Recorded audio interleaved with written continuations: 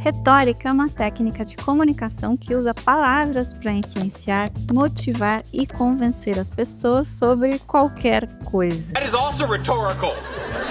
Mas o que a gente precisa fazer exatamente para conseguir influenciar, motivar e convencer? É exatamente nessa resposta que mora o perigo. Porque não existe só um único jeito de fazer retórica e cada um pode adaptar seus conceitos como achar melhor para si mesmo. Okay. Por isso, esta é a habilidade de comunicação mais incompreendida do mundo. Os primeiros defensores da democracia antiga adaptaram do jeito deles, tanto quanto os imperadores também usaram do jeito deles. E também foi ainda muito usado por religiosos para deixar a mensagem cristã ali mais convincente. Mas isso não quer dizer que todas essas pessoas usavam a mesma técnica, a mesma estrutura de comunicação. Não, as pessoas pegam a essência do conceito e mudam uma coisinha aqui, outra ali, para deixar o discurso favorável para os seus próprios objetivos. Ou seja, a retórica é um conceito tão flexível que dá para moldar de acordo com a intenção de quem a usa. Você percebe o perigo disso? Significa que a retórica pode ter qualquer objetivo, para o bem ou para o mal. Pensa só. Antigamente, lá quando surgiu a primeira democracia grega, os oradores da época usavam a retórica para inspirar e persuadir os cidadãos falando sobre questões públicas. Então, era uma ferramenta de participação cívica. Mas, ao mesmo tempo, em Roma, os imperadores também sabiam exatamente como usar as palavras para justificar suas ações e manter o poder nas próprias mãos. Parece contraditório, né? E não parou por aí. A retórica foi moldada e remoldada por séculos.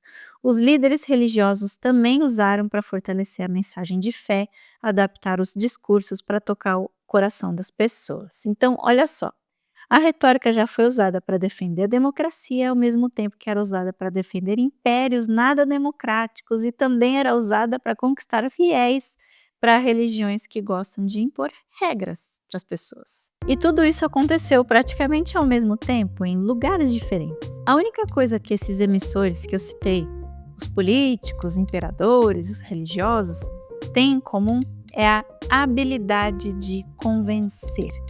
Mas a maneira como eles fizeram isso foi diferente e os objetivos eram diferentes. Portanto, a retórica é maleável e o perigo está justamente em ser um conceito tão ajustável. Mas para entender por que isso acontece, a gente precisa dar um pulinho lá atrás, na antiguidade.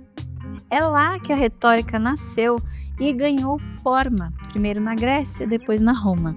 E não era só uma ferramenta de comunicação, era uma verdadeira arte que fazia parte da vida social e política de todos. Aliás, a retórica surgiu antes mesmo de termos um conceito bem definido sobre comunicação. Você sabia? Lá na Grécia Antiga, a retórica foi criada como um discurso especial do Estado, com E maiúsculo mesmo, no sentido de ser um grupo de instituições públicas de um território específico. A retórica grega não servia só para convencer as pessoas, mas também para moldar a identidade da comunidade, para articular crenças e os desejos. Os gregos usavam a retórica para discutir questões públicas e para defender interesses nos tribunais. Por isso, ela se tornou uma ferramenta essencial de democracia, um jeito de participar e de evitar a tirania.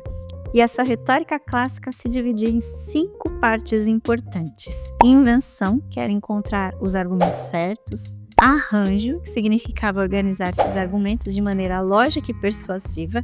Estilo, ou seja, escolher palavras certas e maneira de falar. Memória, que era essencial porque os oradores tinham que lembrar de tudo que iam dizer. E, por fim, entrega, que envolvia toda a entrega do discurso, com gestos, voz, expressão facial e toda a linguagem não verbal. E foi assim que nasceu a retórica lá no início. Os oradores criavam seus discursos com base na invenção, no arranjo, no estilo, na memória, na entrega, para moldar a maneira como as pessoas viam a política, a justiça e até mesmo a própria sociedade.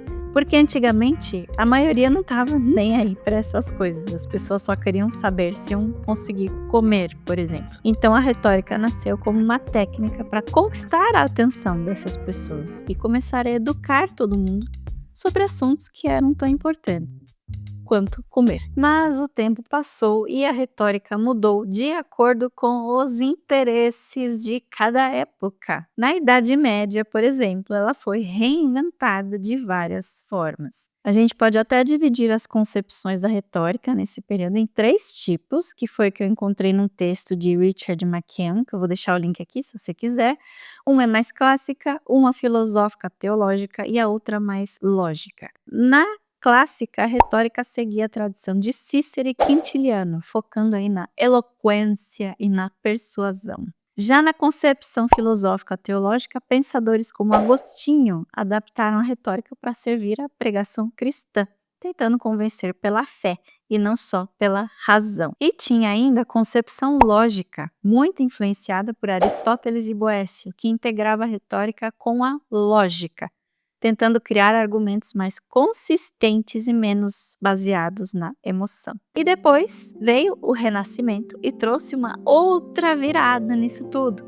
Tinha Maquiavel, por exemplo, e nele a retórica voltou a ser uma ferramenta de poder, de manipulação política, e nem sempre com boas intenções, porque Maquiavel sabia que a retórica podia ser usada para convencer e influenciar, e o foco dele era garantir o poder dos governantes, não necessariamente sendo justo ou ético. Alguns dizem que ele foi mal interpretado, mas a gente nunca vai saber, porque o livro dele, por exemplo, O Príncipe, é bem difícil de entender.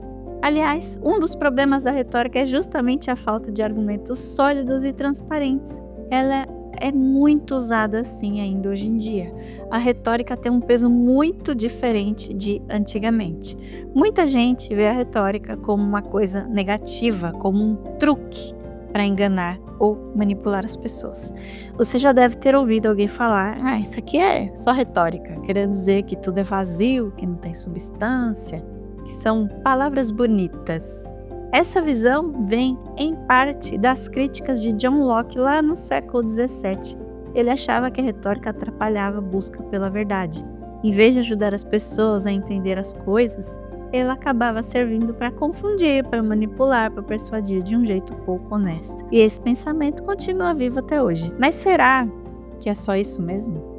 Será que a retórica, lá na Grécia, era vista como um pilar da democracia? E agora não tem mais valor nenhum positivo? O que você pensa disso tudo? Me conta aqui nos comentários. A retórica é incrível e perigosa ao mesmo tempo. Ninguém entende ela direito e pode ser usada para qualquer propósito. Ela foi uma ferramenta de democracia, mas também de tirania. Foi usada por líderes religiosos para inspirar fé, mas também por políticos para manipular. O que faz a diferença é quem está usando e com qual intenção. Agora assiste esse vídeo aqui e entenda aí a história toda do Locke, batendo de frente com a retórica e nos protegendo dos manipuladores e traidores.